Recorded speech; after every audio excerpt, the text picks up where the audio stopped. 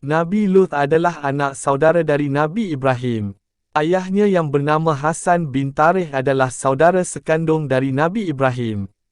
Ia beriman kepada bapa saudaranya Nabi Ibrahim mendampinginya dalam semua perjalanan dan sewaktu mereka berada di Mesir berusaha bersama dalam bidang perternakan yang berhasil dengan baik binatang ternaknya berkembang biak sehingga dalam waktu yang singkat jumlah yang sudah berlipat ganda itu tidak dapat ditampung dalam tempat yang disediakan. Akhirnya perkongsian Ibrahim Lut dipecah dan binatang ternakan serta harta milik perusahaan mereka dibahagi dan berpisahlah Lut dengan Ibrahim pindah ke Yordania dan bermukim di sebuah tempat bernama Sadum. Nabi Lut diutuskan oleh Allah kepada rakyat Sadum. Masyarakat Sadum adalah masyarakat yang rendah tingkat moralnya, rusak mentalnya, tidak mempunyai pegangan agama atau nilai kemanusiaan yang beradab.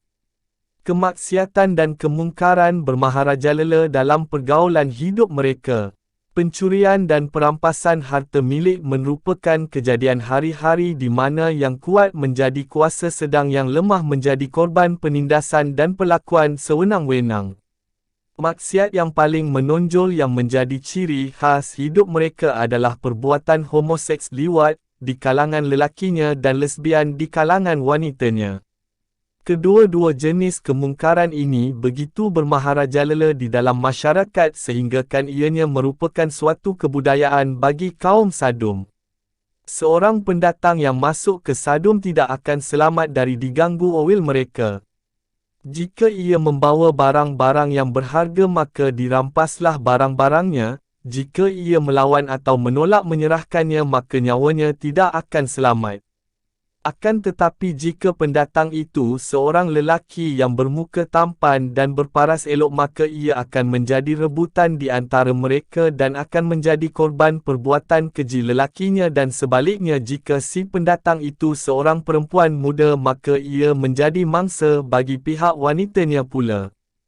Kepada masyarakat yang sudah sedemikian rupa keruntuhan moralnya dan sedemikian paras penyakit sosialnya diutuslah Nabi Lut sebagai pesuruh dan rasulnya untuk mengangkat mereka dari lembah kenistaan, kejahilan dan kesesatan serta membawa mereka alam yang bersih, bermoral dan berakhlak mulia. Nabi Lut mengajak mereka beriman dan beribadah kepada Allah meninggalkan kebiasaan mungkar menjauhkan diri dari perbuatan maksiat dan kejahatan yang diilhamkan oleh iblis dan syaitan. Ia memberi penerang kepada mereka bahawa Allah telah mencipta mereka dan alam sekitar mereka tidak meredhai amal perbuatan mereka yang mendekati sifat dan tabiat kebinatangan dan tidak sesuai dengan nilai-nilai kemanusiaan dan bahawa Allah akan memberi ganjaran setimpal dengan amal kebajikan mereka. Yang berbuat baik dan beramal soleh akan diganjar dengan syurga di akhirat sedang yang melakukan perbuatan mungkar akan dibalaskannya dengan memasukkannya ke dalam neraka Jahanam. Nabi Lut berseru kepada mereka agar meninggalkan adat kebiasaan iaitu melakukan perbuatan homoseks dan lesbian kerana perbuatan itu bertentangan dengan fitrah dan hati nurani manusia serta menyalahi hikmah yang terkandung di dalam penciptaan manusia menjadi dua jenis iaitu lelaki dan wanita. Juga kepada mereka diberi nasihat dan dianjurkan supaya menghormati hak dan milik masing-masing dengan meninggalkan perbuatan perampasan, perombakan serta pencurian yang selalu mereka lakukan di antara sesama mereka dan terutama kepada pengunjung yang datang ke Sadum. Diterangkan bahawa perbuatan-perbuatan itu akan merugikan mereka sendiri, kerana akan menimbulkan kekacauan dan ketidakamanan di dalam negeri sehingga masing-masing dari mereka tidak merasa aman dan tenteram dalam hidupnya. Demikianlah Nabi Lut melaksanakan dakwahnya sesuai dengan tugas risalahnya, ia tidak henti-henti menggunakan setiap kesempatan dan dalam tiap pertemuan dengan kaumnya secara berkelompok atau secara berseorangan mengajak agar mereka beriman dan percaya kepada Allah menyembahnya melakukan amal soleh dan meninggalkan perbuatan maksiat dan mungkar.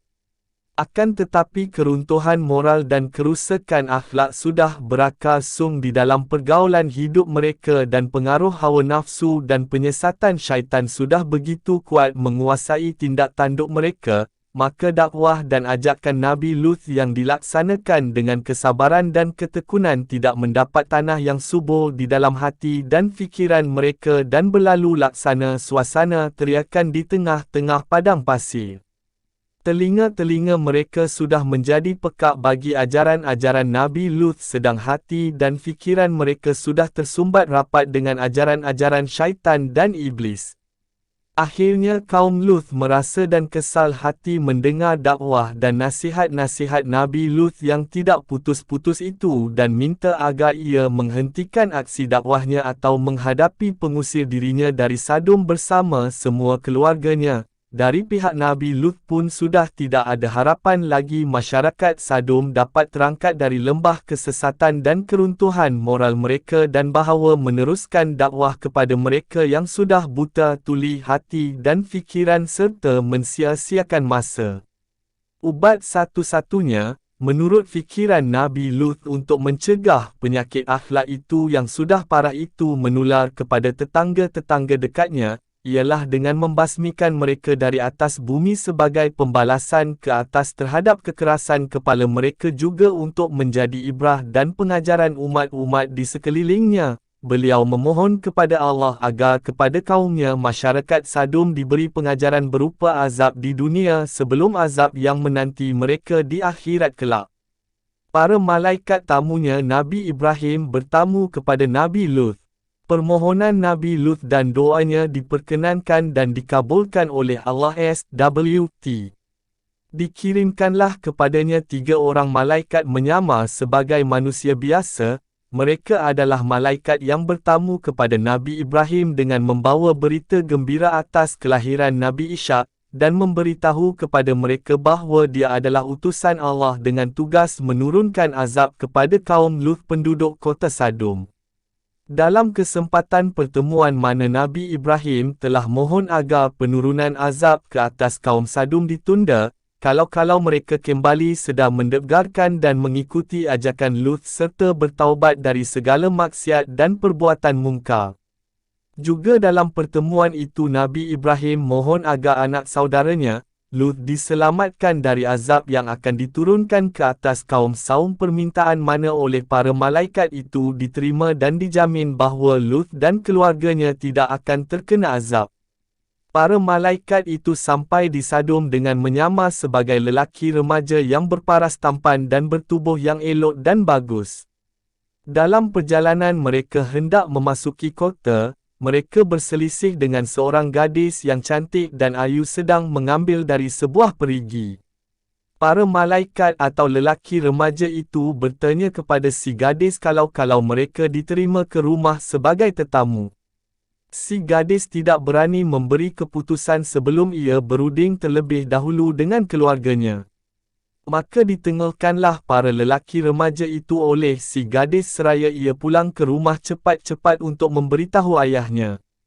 Si ayah iaitu Nabi Lut sendiri mendengar laporan puterinya menjadi bingung jawapan apa yang harus ia berikan kepada para pendatang yang ingin bertamu ke rumahnya untuk beberapa waktu. Namun menerima tamu-tamu remaja yang berparas tampan dan kacak akan mengundang risiko gangguan kepadanya dan kepada tamu-tamunya dari kaumnya yang tergila-gila oleh remaja-remaja yang mempunyai tubuh bagus dan wajah elok. Sedang kalau hal yang demikian itu terjadi ia sebagai tuan rumah harus bertanggungjawab terhadap keselamatan tamunya. Padahal ia merasa bahawa ia tidak akan berdaya menghadapi kaumnya yang bengis-bengis dan haus maksiat itu. Timbang punya timbang dan fikir punya fikir. Akhirnya diputuskan oleh Nabi Lut bahawa ia akan menerima mereka sebagai tamu di rumahnya. Apapun yang akan terjadi sebagai akibat keputusannya ia pasrahkan kepada Allah yang akan melindunginya. Lalu pergilah ia sendiri menjemput tamu-tamu yang sedang menanti di pinggir kota dan diajaklah mereka bersama-sama ke rumah pada saat kota Sadum sudah diliputi kegelapan dan manusianya sudah nyenyak tidur di rumah masing-masing. Nabi Lut berusaha dak berpesan kepada isterinya dan kedua puterinya agar merahasiakan kedatangan tamu-tamu, jangan sampai terdengar dan diketahui oleh kaumnya. Akan tetapi isteri Nabi Lut yang memang sehaluan dan sependirian dengan penduduk Sadum telah membocorkan berita kedatangan para tamu dan terdengarlah oleh pemuka-pemuka mereka bahawa Lut ada tetamu terdiri daripada remaja-remaja yang tampan parasnya dan memiliki tubuh yang sangat menarik bagi para penggemar homoseks. Terjadilah apa yang dikhuatirkan oleh Nabi Lut. Begitu tersiar dari mulut ke mulut berita kedatangan tamu-tamu remaja di rumah Lut, berdatanglah mereka ke rumahnya untuk melihat para tamunya dan memuaskan nafsunya. Nabi Lut tidak membuka pintu bagi mereka dan berseru agar mereka kembali ke rumah masing-masing dan Jen menggunggu tamu-tamu yang datangnya dari jauh yang sepatutnya dihormati dan dimuliakan. Mereka diberi nasihat agar meninggalkan adat kebiasaan yang keji itu yang bertentangan dengan fitrah manusia dan kudrat alam di mana Tuhan telah menciptakan manusia berpasangan antara lelaki dengan perempuan untuk menjaga kelangsungan perkembangan umat manusia sebagai makhluk yang termulia di atas bumi. Nabi Lut berseru agar mereka kembali kepada isteri-isteri mereka dan meninggalkan perbuatan maksiat dan mungkar yang tidak senonoh, sebelum mereka dilanda azab dan seksaan Allah. Seruan dan nasihat-nasihat Nabi Lut dihiraukan dan dipedulikan, mereka bahkan mendesak akan menolak pintu rumahnya dengan paksa dan kekerasan kalau pintu tidak dibuka dengan sukarela. Merasa bahawa dirinya sudah tidak berdaya untuk menahan arus orang-orang penyerbu dari kaumnya itu yang akan memaksakan kehendaknya dengan kekerasan, berkatalah Nabi Lut secara terus terang kepada para tamunya, sesungguhnya aku tidak berdaya lagi menahan orang-orang itu menyerbu ke dalam. Aku tidak memiliki senjata dan kekuatan fizikal yang dapat menolak kekerasan mereka, tidak pula mempunyai keluarga atau sanak saudara yang disegani mereka yang dapat aku mintai pertolongannya, maka aku merasa sangat kecewa, bahawa sebagai tuan rumah aku tidak dapat menghalaukan gangguan terhadap tamu-tamuku di rumahku sendiri.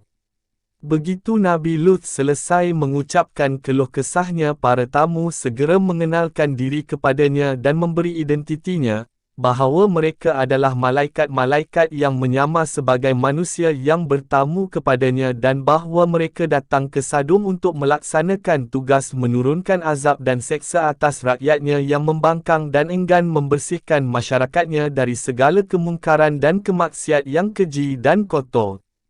Kepada Nabi Lut, para malaikat itu menyarankan agar pintu rumahnya dibuka lebar-lebar untuk memberi kesempatan bagi orang-orang yang haus homoseks itu masuk. Namun malangnya apabila pintu dibuka dan para penyerbu menindakkan kaki untuk masuk, tiba-tiba gelaplah pandangan mereka dan tidak dapat melihat sesuatu. Mereka mengusap-usap mata, tetapi ternyata sudah menjadi buta.